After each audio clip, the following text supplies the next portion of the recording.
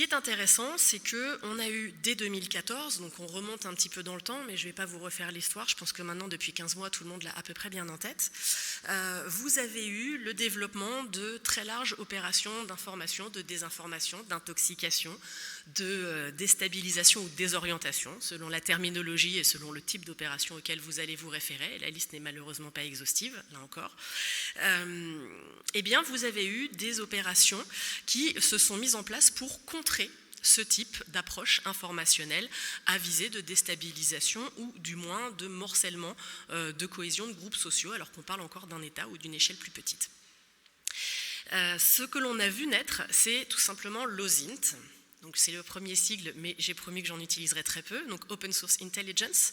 L'Open Source Intelligence, c'est tout simplement la capacité d'acteurs à aller vérifier un contenu, et je parle bien de contenu et pas d'information. On a souvent un amalgame qui est fait à tort, alors c'est un abus de langage que l'on fait tous, mais de contenu, pour vérifier sa véracité. Et cette véracité, vous allez la vérifier de différentes façons.